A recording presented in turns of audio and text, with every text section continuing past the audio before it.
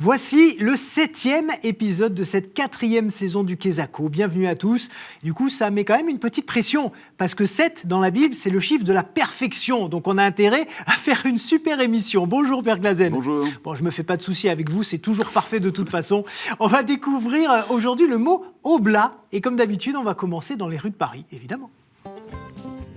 Oblat? Ah, j'ai pas la moindre idée.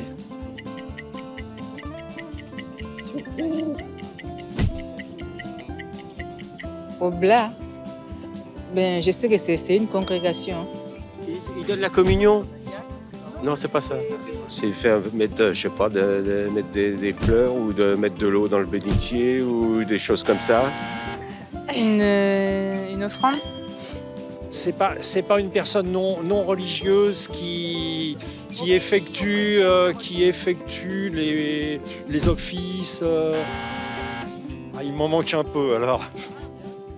Voilà pour notre micro-trottoir. Je me tourne évidemment maintenant vers le Père Glazen. Alors, oblat, qu'est-ce que c'est?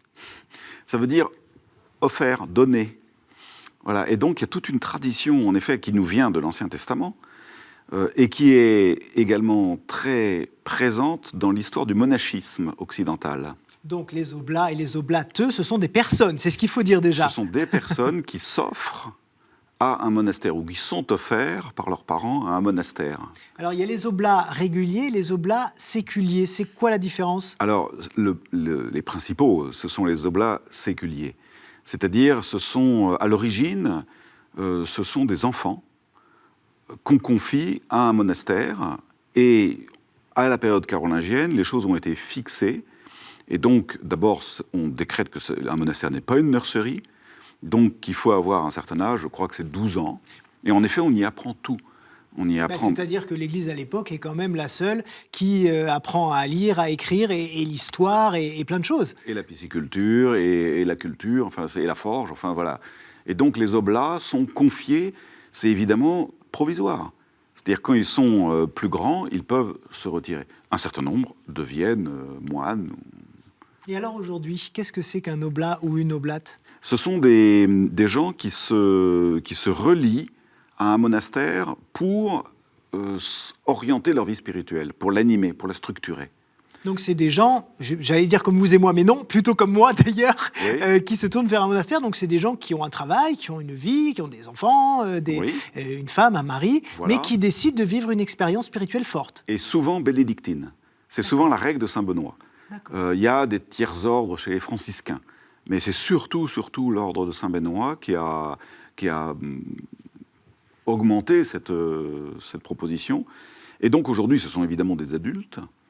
Il n'y a plus, dans la tradition française, il n'y a plus d'école liée au monastère, à la différence de l'Allemagne. Ouais.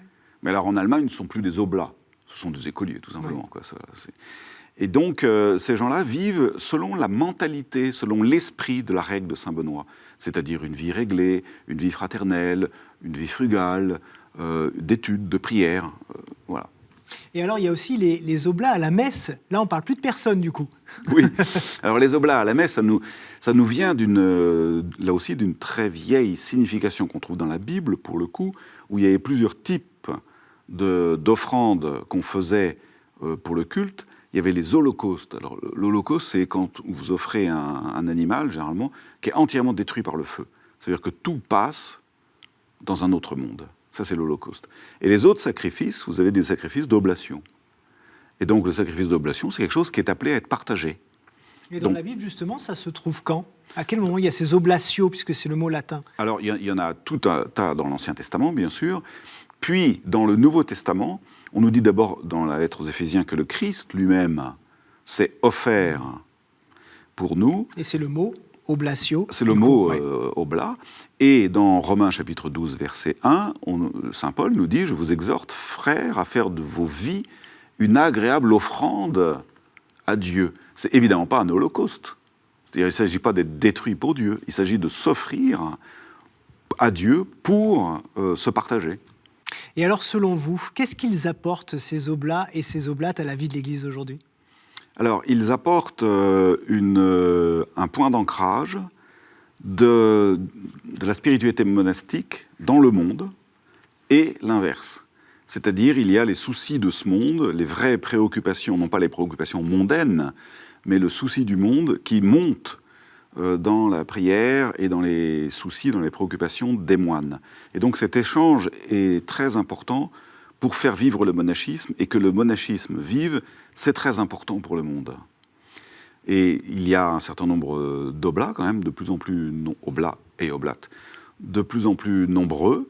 Par exemple, à l'abbaye de Saint-Benoît-sur-Loire, il y a une centaine d'oblats qui sont affiliés. Eh bien, d'ailleurs, on en profite pour leur adresser un grand bonjour. Merci beaucoup, Père Clasen. Voilà, bonjour à tous les oblats et les oblates, d'où qu'ils nous regardent, évidemment. Merci à tous de nous avoir suivis. À très vite. Ciao.